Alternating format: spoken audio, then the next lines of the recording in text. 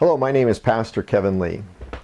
Ever since I became a Christian in 1974, I have been taught by Bible prophecy teachers, people who have studied the Word of God, that the prophets of old, some as far back as 2,700 years, said that the last days would be typified by a final global world government.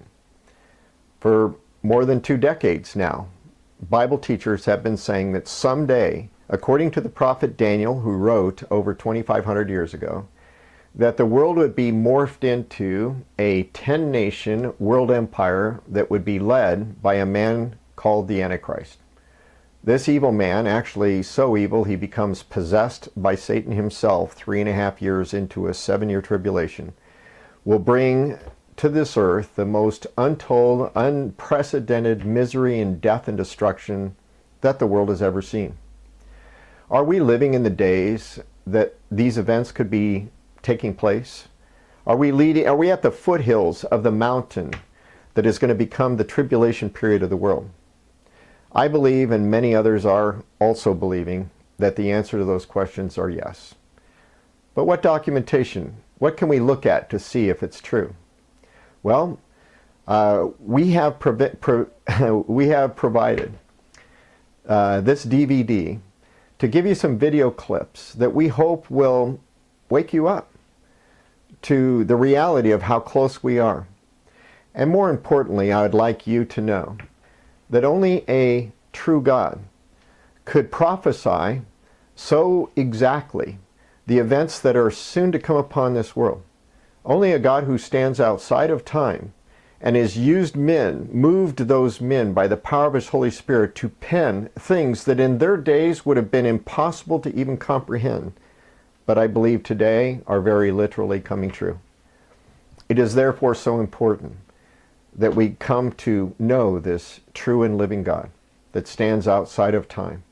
He has told us in the same prophetic word that the only way to know him is to know him through his Son Jesus Christ, that we would confess to God that we're sinners and come to him through his Son and trust in Jesus as our Savior. If we do so, he'll change our hearts and he will usher us into his kingdom. That's why I think Jesus said to pray, "Thy kingdom come, thy will be done on earth as it is in heaven." As we come towards the days of the Antichrist, men and women all over the world will be weeping and wailing for the events that are here on earth, which will be nothing compared to eternity separated from God. But the destruction coming to this earth, Jesus said, would be unprecedented. A time of unprecedented misery, death, and destruction. You don't want to be here for those events, and you certainly don't want to then go into eternity separated from God. I might have to go through some of the events, but I have a hope in Jesus. I don't have my hope in this world or the fact that even America will exist into next year. The Bible says we're aliens here on this earth, that we're here for just a short period of time, just a wisp of a life, and then we go into eternity. Yes, this nation has been incredibly blessed by God. Yes, we've had a constitution that was written by very wise, God-fearing men to try and restrain the evil of men and to give us a republic, which would allow the citizens of this once great country to have unprecedented wealth and ability to enjoy life, liberty, and the pursuit of happiness. But tragically, they didn't write down that it should have been life, liberty, and the pursuit of Jesus. A humility to Jesus and obedience to his commandments, which would have allowed our citizens to continue in prosperity. But we have turned away from our roots. We have gone away from the commandments of God. Greed, evil, wickedness, and sinfulness against God has led us to a point of God's judgment coming upon this country, and indeed upon the world. And the judgment against this country is going to be the loss of our freedoms that we've held so dear, the loss of our wealth and prosperity, which we have used to our own fleshly satisfaction instead of heaping our praises and joys and accolades and prayers to God in thankfulness for the great bounty that he has given us. Therefore, the day of reckoning is coming. How do we know? Well, I believe that communism, and many people have studied communism and realized it's a godless, demonic philosophy of governing of men that has a very small minority of people totally enslaving and bringing misery to the people that suffer under it. Anybody that studied the Bolshevik Revolution knows that the Bolsheviks were promised a time of great prosperity if they could just put down the czars of Russia. Instead, those that led the revolt, and Stalin and others, killed millions. Mao Zedong killed millions. 50 million Chinese died as he tried to bring communist utopia to China. Now we have a president who is communistic, socialistic in his views. President Obama is bringing communism in a bloodless coup d'etat to this country. We were warned by this by a man that, a former KGB man named Yuri Bezmenov. The video that you are about to see was recorded in 1984 when he warned America that as a KGB agent he was trained in how to subversively bring communism into the culture of America by destroying our moral fabric, to destroy our devotion and patriotism towards America and our founding fathers, and to instead replace it through catastrophe and then taking over, destroy America. So as you go to part 2 of our video sequence, you will see, or go into this sequence, you will see Yuri Bezmenov warn us. It's quite obvious that we did not hear his warning in 1984, and we are soon to be taken over.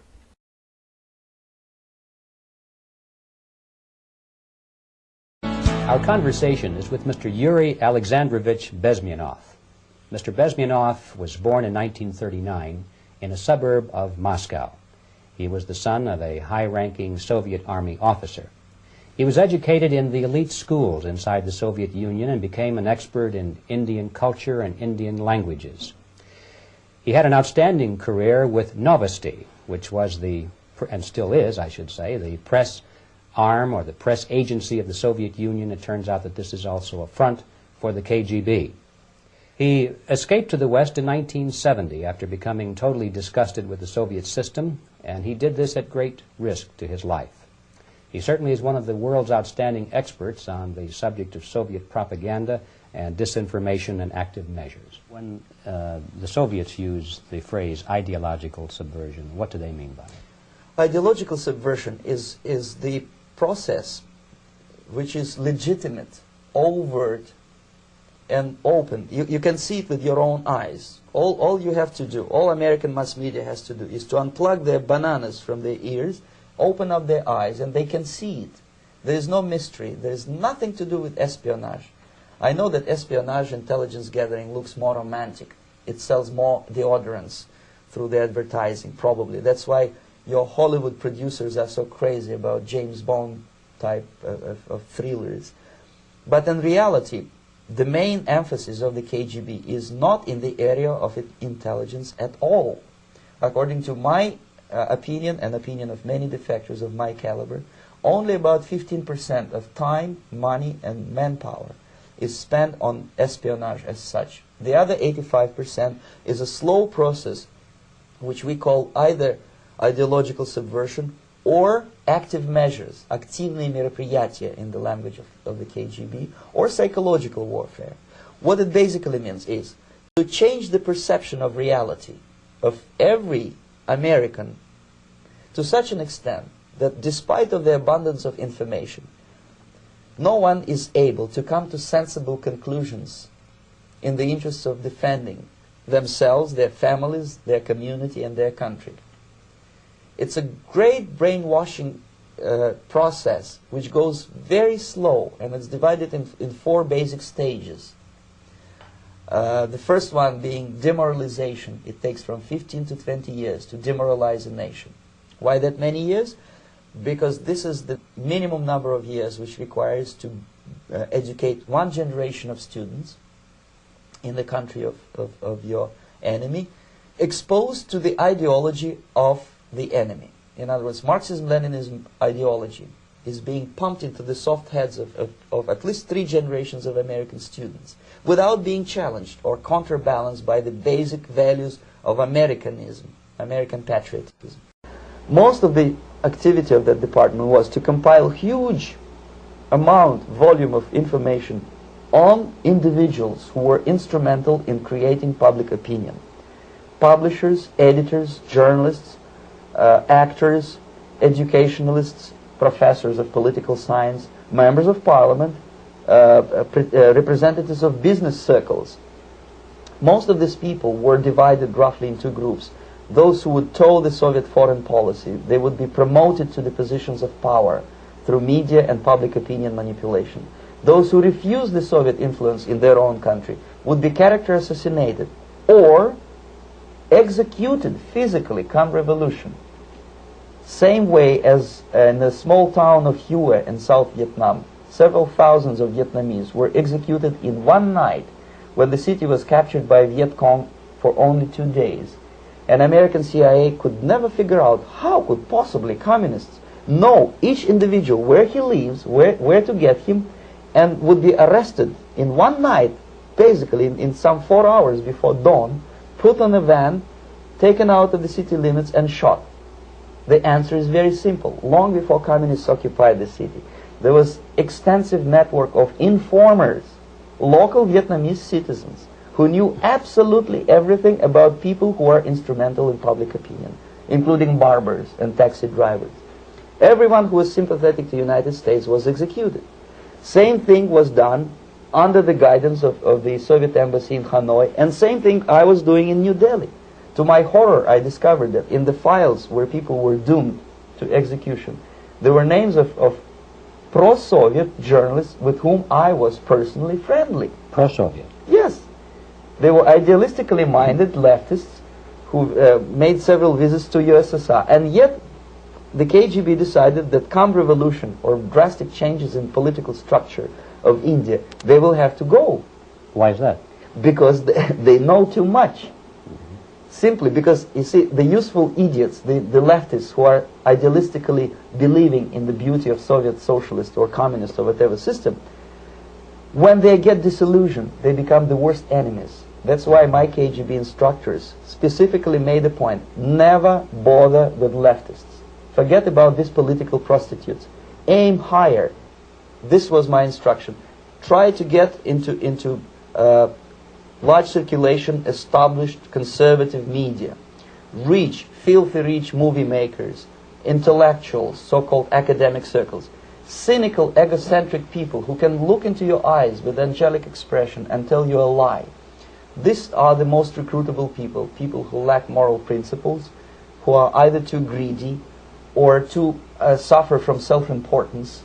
They feel that they matter a lot. These are the people who KGB wanted very much to recruit.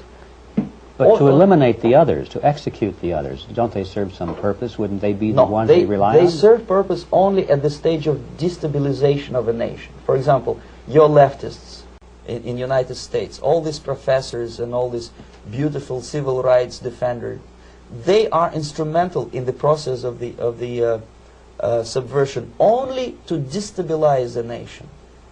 When their job is completed, they are not needed anymore. They know too much. Some of them, when they get disillusioned, when they see that Marxist-Leninists come to power, obviously they get offended. They think that they will come to power. That will never happen, of course. They will be lined up against the wall and shot. But they may turn into the most bitter enemies of Marxist-Leninists when they come to power. And that's what happened in Nicaragua. You remember most of these former Marxist-Leninists were either put to prison or one of them split, and now he's working against Sandinistas. It happened in Grenada when Maurice Bishop was already a Marxist. He was executed by a new Marxist who was more Marxist than this Marxist. Same happened in Afghanistan when first there was Taraki, he was killed by Amin, then Amin was killed by Babrak Karmal with the help of KGB. Same happened in Bangladesh when Mujibur Rahman, very pro-Soviet leftist, was assassinated by his own Marxist-Leninist military comrades. It's the same pattern everywhere. The moment they serve their purpose, all the useful idiots are either be executed entirely, all the idealistically minded Marxists, or exiled or put in prisons, like in Cuba. Many former Marxists are in Cuba, in prison. So basically America is stuck with demoralization, and unless, even if you start right now Here, this minute, you start educating new generation of Americans. It will still take you 15 to 20 years to turn the tide of ideological perception of reality back to normalcy and patriotism. The result you can see. Most of the people who graduated in the 60s, dropouts or half-baked intellectuals, are now occupying the positions of power in the government, civil service, business, mass media, educational system. You are stuck with them. You cannot get rid of them. They are contaminated. They are programmed to think and react to certain stimuli in a certain pattern. You cannot change their mind, even if you expose them to authentic information, even if you prove that white is white and black is black. You still cannot change the basic perception and the logic of behavior. In other words, these people, the process of demoralization is complete and irreversible.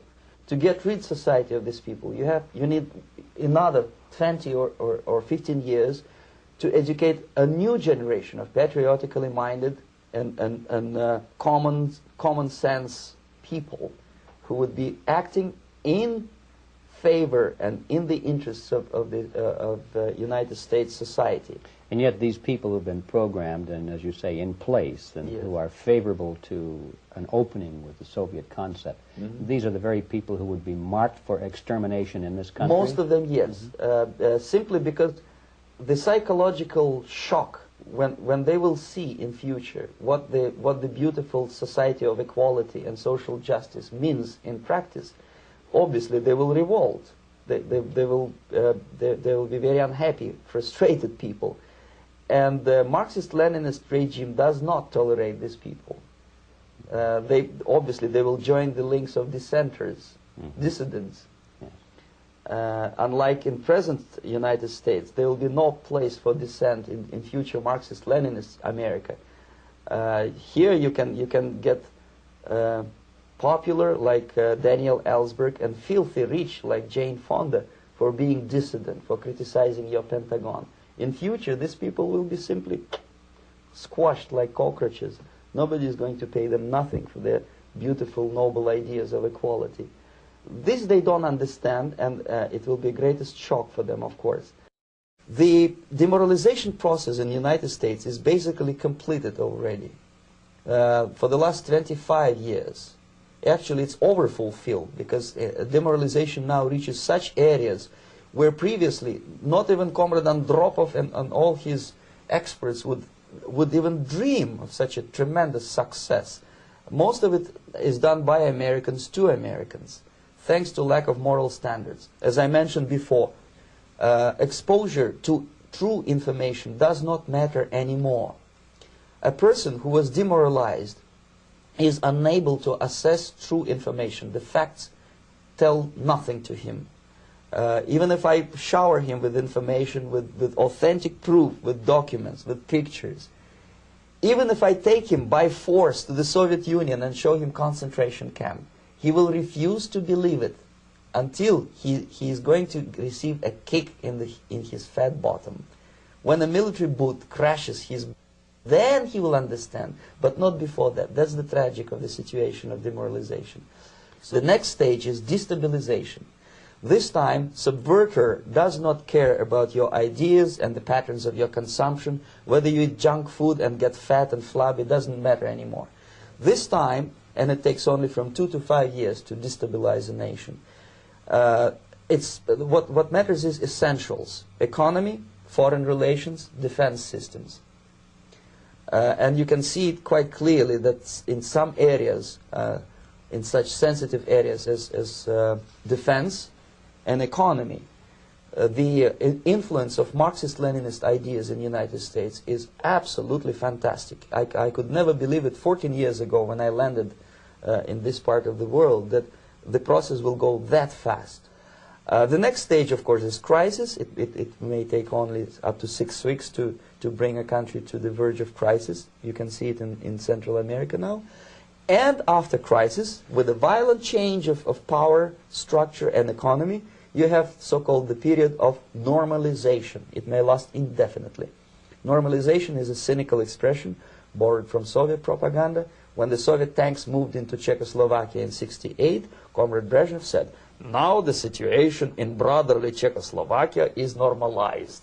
This is what will happen in the United States if you allow all these schmucks to bring the country to crisis, to promise people all kind of goodies and the paradise on earth, to destabilize your economy, to eliminate the principle of free market competition, and to put a big brother government in Washington, D.C., with benevolent dictators like Walter Mondale, who will promise lots of things, never mind whether the promises are fulfillable or not.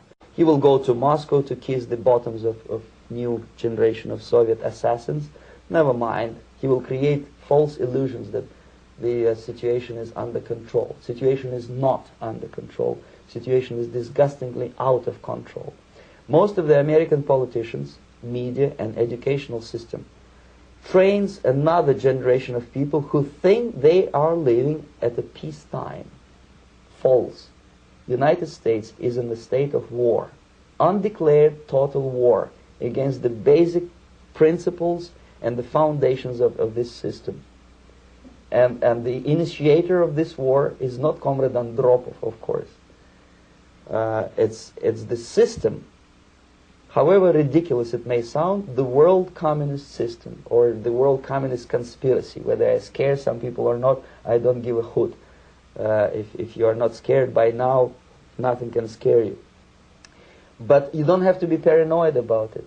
What actually happens now, that unlike myself, you have literally several years to live on unless the United States wake up. The time bomb is ticking, that every second the disaster is coming closer and closer. Unlike myself, you will have nowhere to defect to, unless you want to live in Antarctica with penguins. This is it. This is the last country of freedom and possibility. Okay, so what do we do? What is your recommendation to the American people? Well, the immediate thing that comes to my mind is, of course, there must be a very strong national effort to educate people in the spirit of real patriotism, number one. Number two, to explain them the real danger of socialist, communist, whatever, welfare state, big brother government. If people will fail to grasp the impending danger of that development, nothing ever can help United States. You may kiss goodbye to your freedom, including freedoms to homosexuals, to prison inmate. All this freedom will vanish, evaporate in 5 seconds, including your precious lives. The second thing, the moment at least part of the United States population is convinced that the danger is real, they have to force their government. And I'm not talking about sending letters, signing petitions, and all this beautiful, noble activity. I'm talking about forcing United States government to stop aiding communism. We've just finished watching this former KGB man, Yuri Bezmenov, warn us about how the communists were going to be taking over our country. It appears that we're on the threshold of that coming true. The next video is actually one that was shot, it's from a video that was taken on October 14th of 2009. In this video, Lord Christopher Monckton from England, a global warming expert, he's an expert on the whole idea of global warming, and he makes the case that it has nothing to do with any human intervention in, greenhouse gases, etc., and that it is actually a scam to create global government. In this coming video, he explains how on December 12th of 2009, yet future to us, as it being today, October 23rd, 2009, that our president is going to go to Copenhagen for a global gathering of nations to sign a global warming treaty, an environmental treaty. He has read that treaty, and in it is the plan to create a global government and a global enforcement process to trade wealth from rich to poor. In other words, a global communist takeover, in which if Obama signs this treaty, the days of America as we knew it will be over. So please watch this video and hear it in his own words.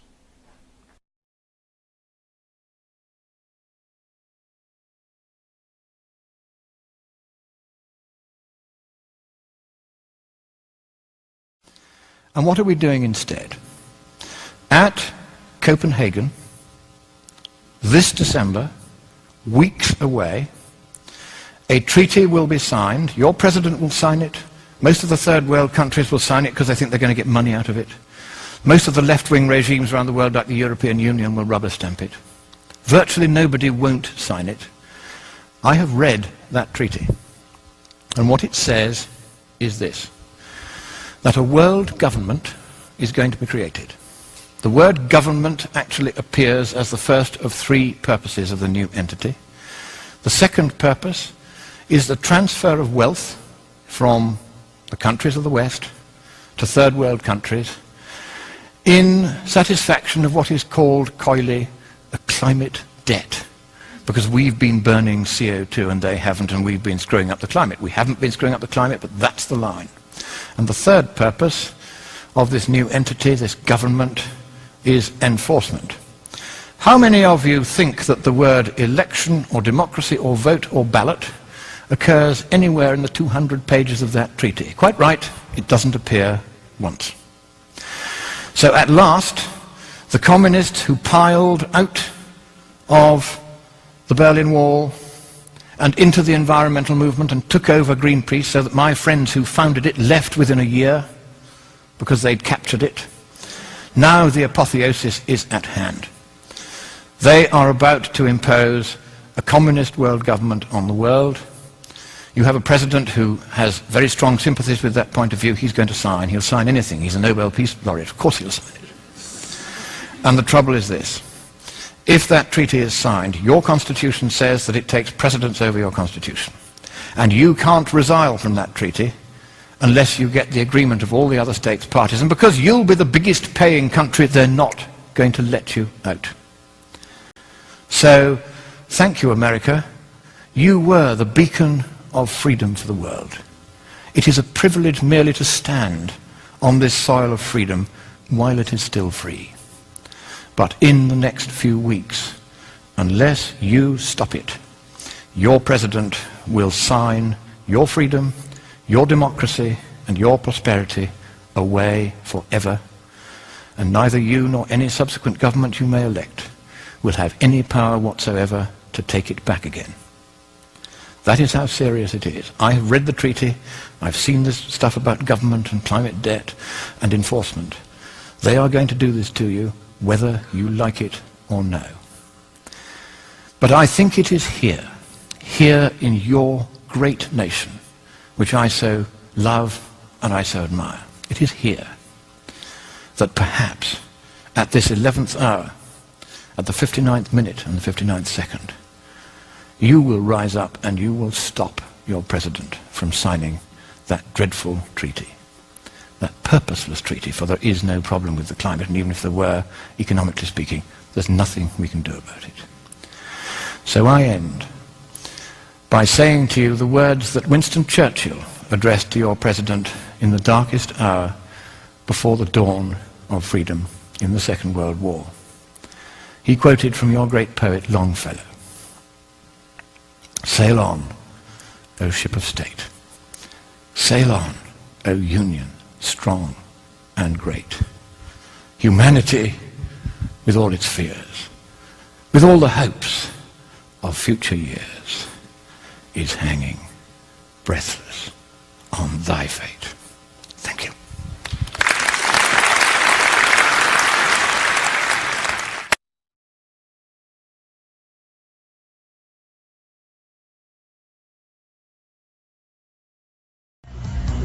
From high above Times Square in Midtown Manhattan, third most listened to show in all of America. Hello, you sick, twisted freak. Welcome to the program. We go to Christopher Monkton, otherwise known as Lord Monkton. May I call him Christopher? Do I have to call him Lord? I can't remember what we decided last time we spoke. Lord Monkton, very simple. How are you, sir? I am fine. Are you on one knee and wearing white gloves and touching your forelock? Of course I am, my liege. In that case, you may carry on, sir. All right. So you are quite the hot topic on Twitter and on the internet. If we could just find a way to control the internet. Oh, I remember it. Net neutrality. We'll get to that Thursday. Anyway, you are quite the topic because of this new global climate treaty that is coming in December. Yes. Tell me about it. This is the conference of the states parties to the United Nations Framework Convention on Climate Change, which is a hell of a mouthful, I know. But this has been in the planning for 2 years, ever since the same conference met in Bali. They always meet somewhere nice.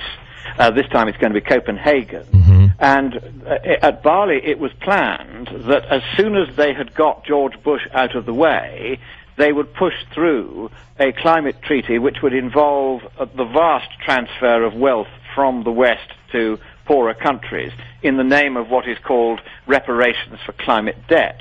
Now, the extraordinary thing about the draft treaty, which I have now seen, is that it goes far further than anything that was planned at any previous session. What they're now going to do is to set up a world government.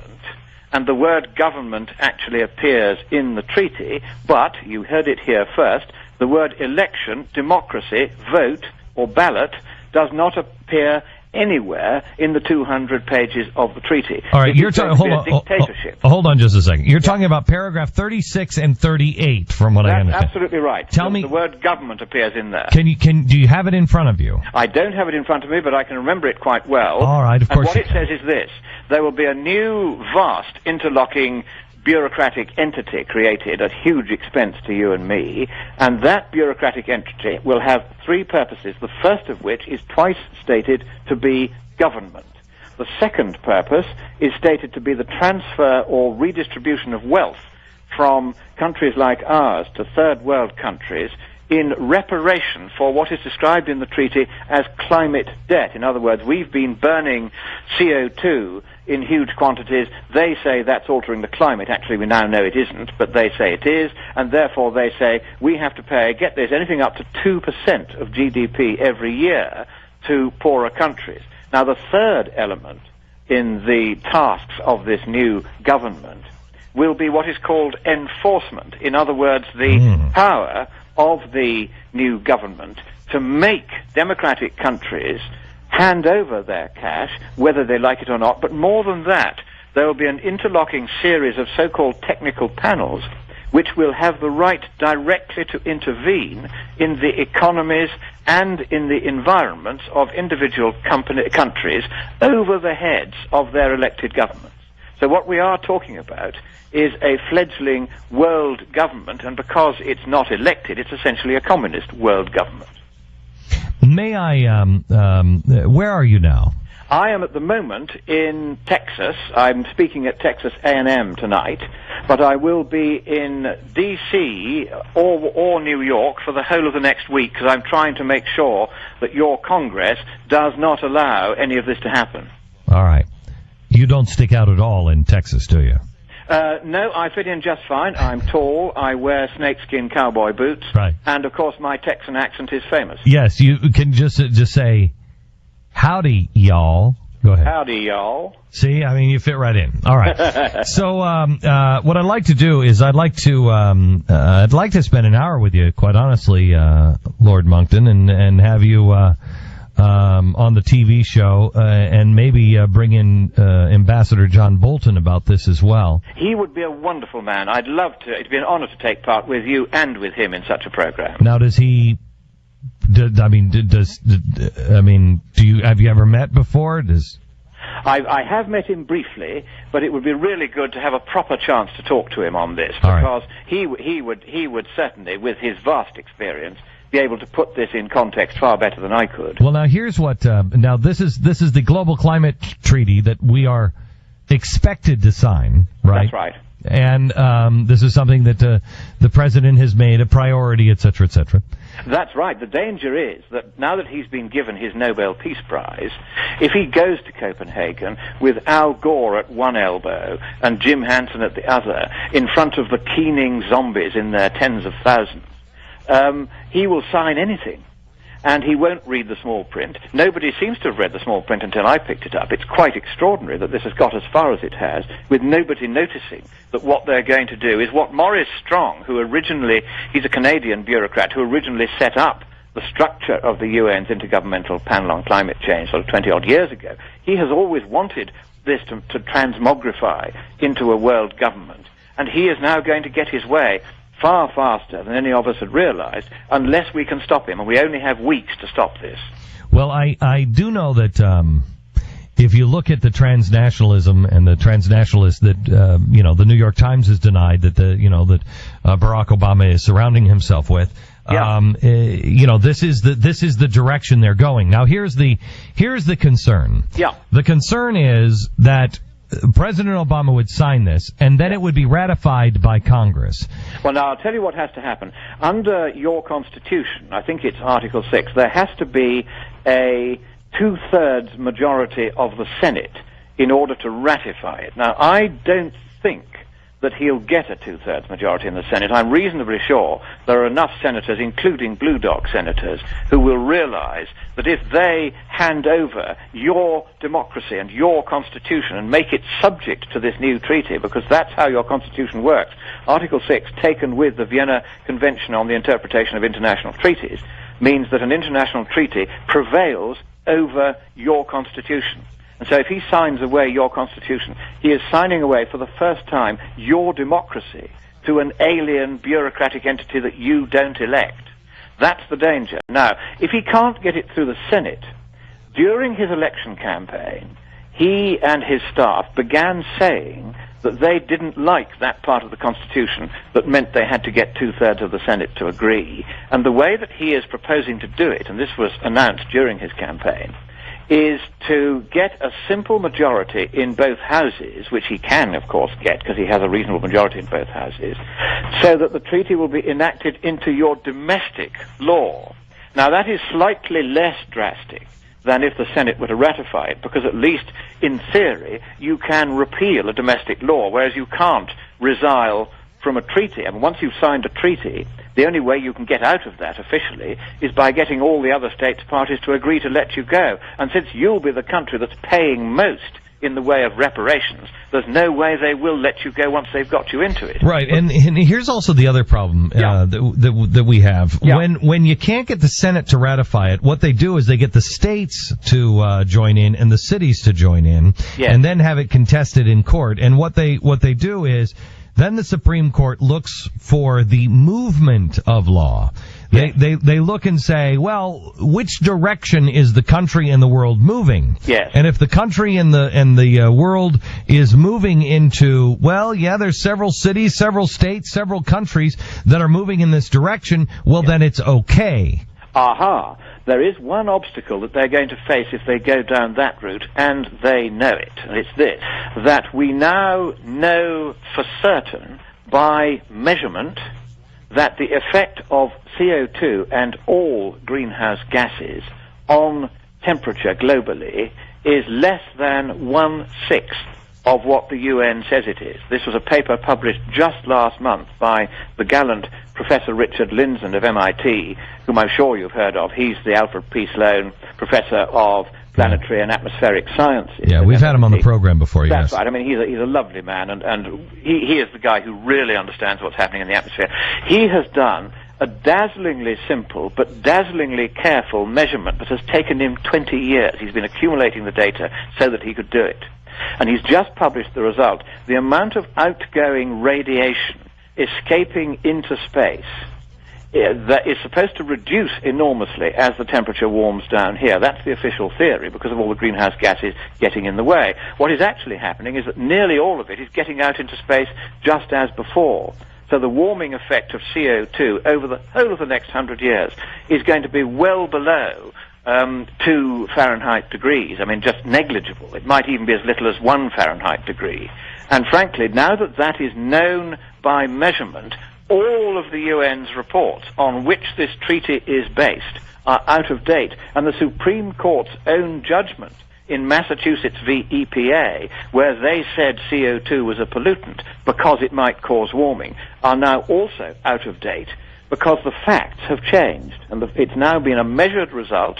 There's no argument with it. Nobody's dared to argue with this paper. How does anybody argue with the fact that when sunspot activity was at its highest, the Earth was warmest, and when solar activity is now at literally zero, yes, it's cold?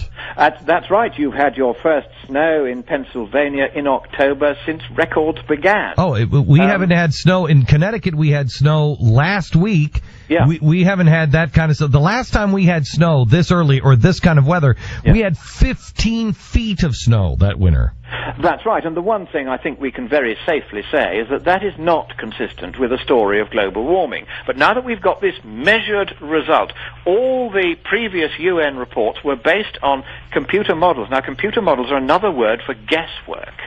They were just guessing, and their guesses were wildly implausible. I'm actually feeling very smug because a year ago in the journal Physics and Society, I published a long paper which established by theoretical means that the warming for a doubling of CO2 this century would be less than 2 degrees Fahrenheit.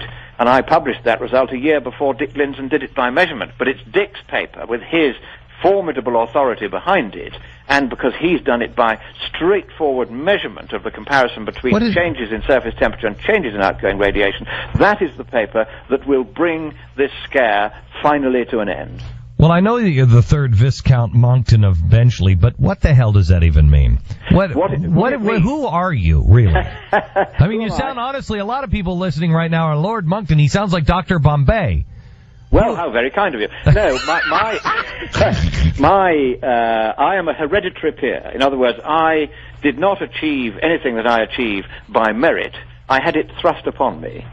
You know, as Winston Churchill used to say, some are born great, some achieve greatness, some have greatness thrust upon them. I had nobility thrust upon me by having very carefully chosen the right parents. So it's only a matter of luck. I therefore can't claim any special brilliance just because I am a lord. On the other hand, the title does fascinate people, and I'm afraid I do exploit it quite shamelessly. Right. And what is your background? So my background is as an advisor to Margaret Thatcher on scientific questions, including this one. I spent 4 years in her office when she was Prime Minister of the United Kingdom at 10 Downing Street. Mine was the office, if you go 2 floors up, just above the door, and 2 windows to the right. Those were the ones where I was. She was furious one Christmas when she was taking a picture of the Christmas tree outside Downing Street, and the only 2 windows that weren't lit in the whole building were mine because I'd gone home. But I worked there for 4 years, and I gave her advice on all manner of policy, but particularly science policy. Not because I'm a scientist. I'm not. I don't pretend to be. I'm a classical architect by training, so I do have sort of a certain amount of mathematical knowledge. I've made a very good fortune out of mathematics over the years. As the guy who did this for Margaret Thatcher, what do you think of John Holdren, our science czar? Well, I'll tell you what I think of him. He was the guy who predicted 30 years ago that there was going to be an enormous ice age, and so much ice would build up on Antarctica that there would be a tidal wave of enormous proportions when the ice fell into the sea, and half of humanity would be wiped out by it. Now, that was the guy who was saying that 30 years ago and saying we must therefore close down everything, and he said we must have population police to tell you and me how many children, how many little Honourable Monktons there can be. He wanted to do that. Worldwide population police. That's the kind of guy he is, and if you ask me whether I like the sound of that, the answer is no. Well, it's amazing that, what country that sounds like is China, and there are so many people now that are in our administration that are revolutionaries and Marxist or Maoists. Well, Glenn, can I say that you have been doing your country an enormous service by exposing who these people are, how they are connected, and the unpleasant organizations who do not mean the West well, with whom this administration seems to have far too many close connections. And I think, had it not been for you, none of us would ever have known any of this, and I do congratulate you on having picked it up. Well, thank you very much, sir. I appreciate it, and I just wish I could be knighted or something, but we don't do that here. I think I get a Slurpee at the end of it.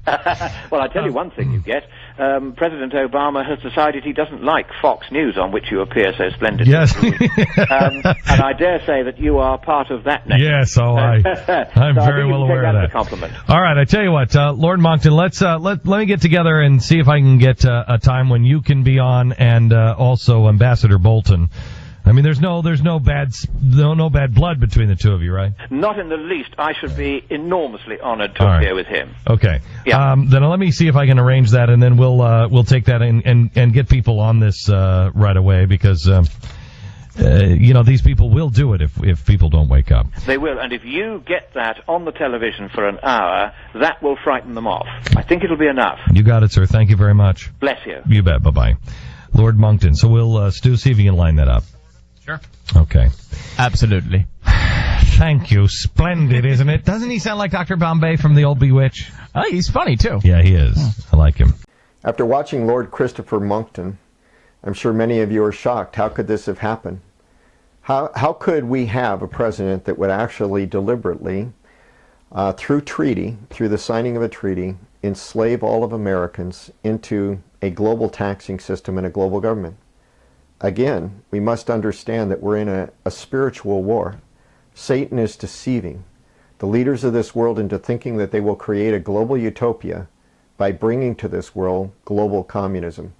Many people think that the reason why Russian communism and Chinese communism didn't work is because there were still the evil capitalist Western nations still mooching and starving the other disfortunate in the world. And if they could create a global communist government, that they could truly bring in the utopia that Stalin and Lenin envisioned for the world.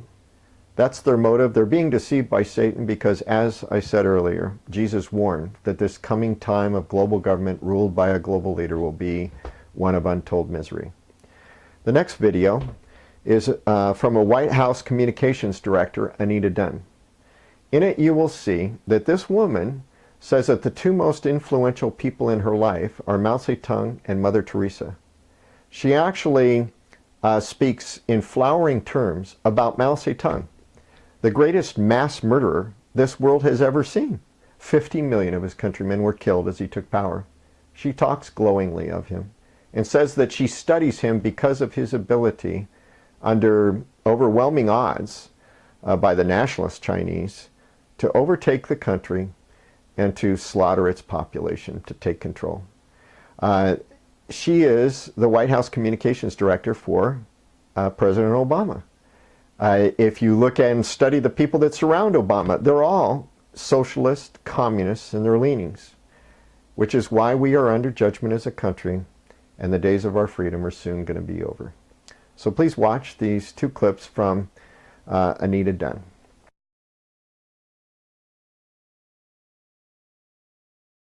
With the vice presidential nominee once, and recorded everything, did the photos, updated the website.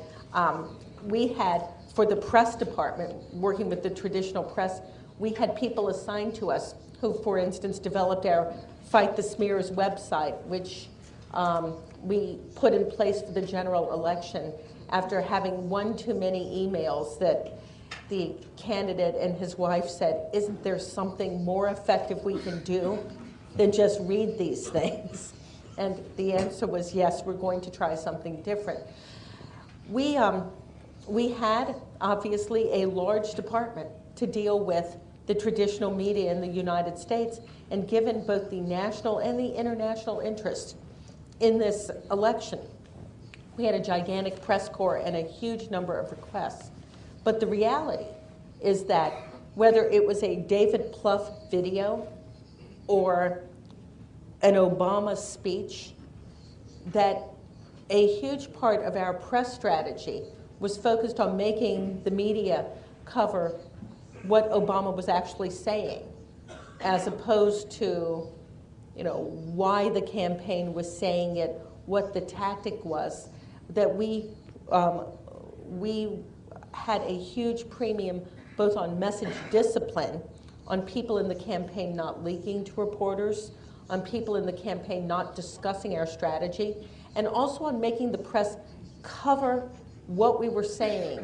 So we, one of the reasons we did so many of the David Plouffe videos was not just for our supporters, but also because it was a way for us to get our message out without having to actually talk to reporters. We just put that out there and make them write what Plouffe had said, as opposed to Plouffe doing an interview with a reporter.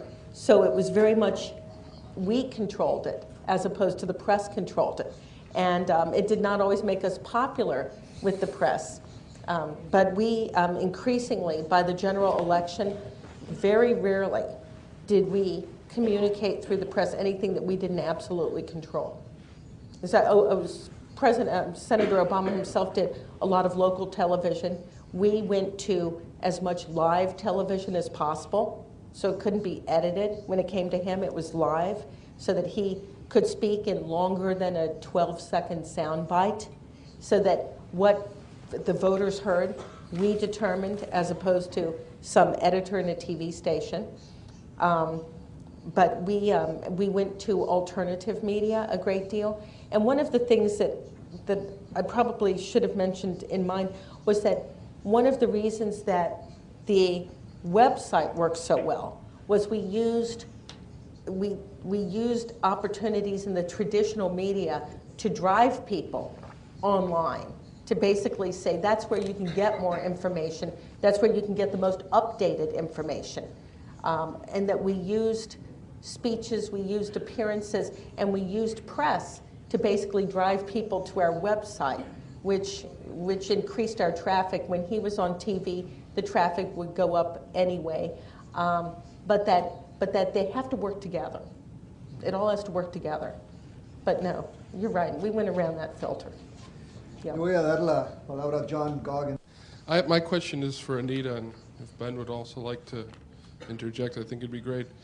You mentioned something very important, that because of technology, the campaign reached out to a record number of citizens in the United States. And I think it's become, what you're saying is more people to people, more grassroots. Do you think that technology in this campaign will change politics and make future campaigns, or any campaign, more peaceful?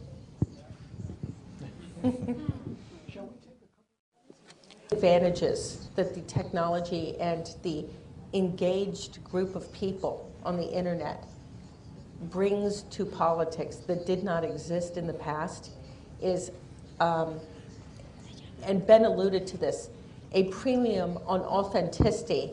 And I would say that the ability for elected officials to say things that aren't true, or to say one thing to one audience and another thing in another audience, has ended.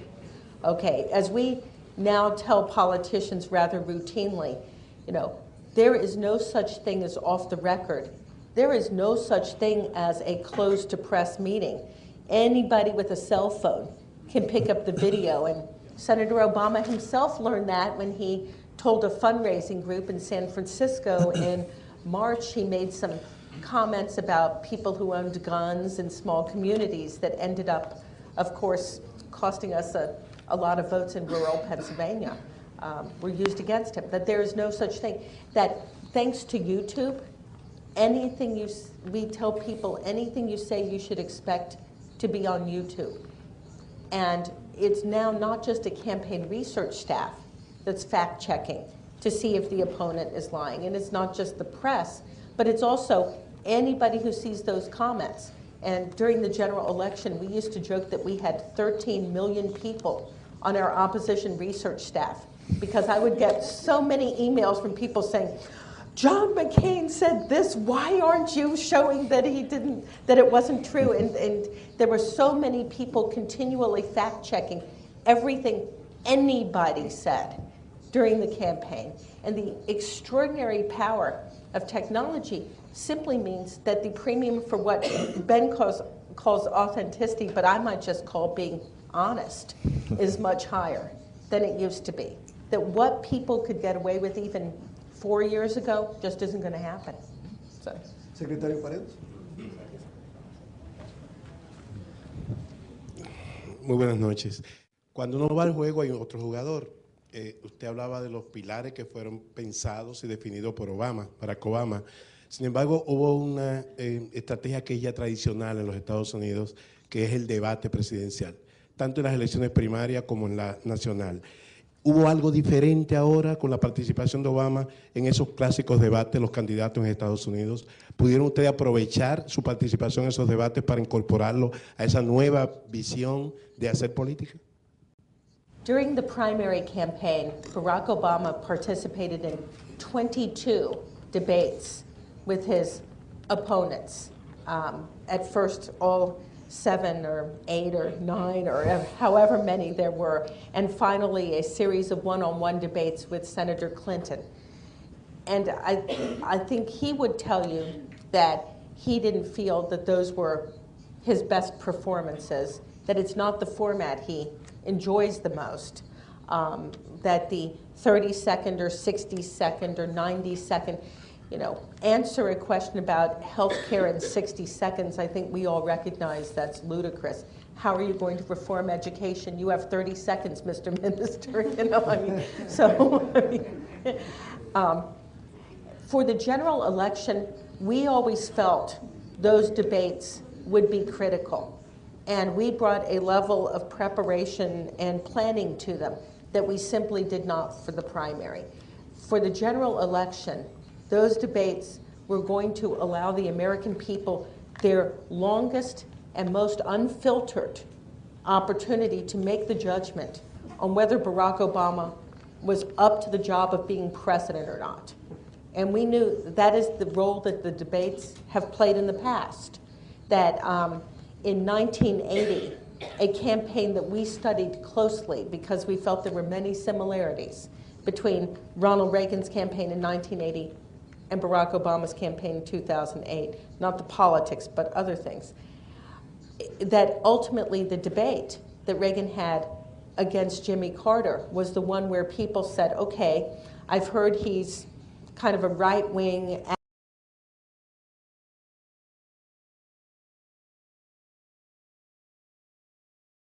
all this week when I said, look at these people.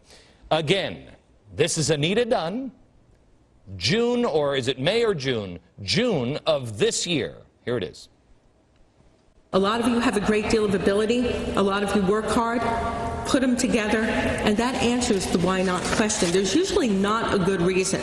And then the third lesson and tip actually come from 2 of my favorite political philosophers, Mao Zedong and Mother Teresa, not often coupled with each other. But the 2 people that I turn to most to basically deliver a simple point, which is you're going to make choices, you're going to challenge, you're going to say why not, you're going to figure out how to do things that have never been done before. But here's the deal, these are your choices, they are no one else's.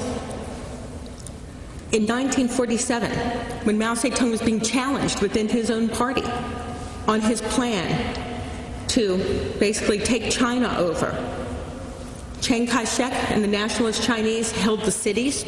They had the army, they had the air force, they had everything on their side. And people said, how can you win? How can you do this? How can you do this? Against all of the odds against you. And Mao Zedong said, you fight your war and I'll fight mine. And think about that for a second. You don't have to accept the definition of how to do things, and you don't have to follow other people's choices and paths, okay? It is about your choices and your paths. You fight your own war. You lay out your own path. You figure out what's right for you. You don't let external definition define how good you are internally. You fight your war, you let them fight theirs. Everybody has their own path.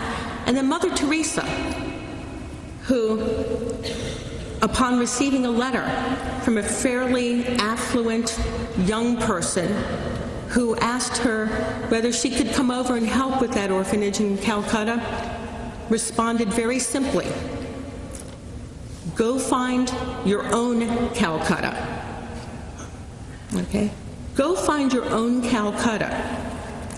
Fight your own path. Go find the thing that is unique to you, the challenge that is actually yours, not somebody else's challenge. One of the things that we see, the Obamas, both of them, Michelle and Barack, came out of backgrounds as community organizers. Stop. Working.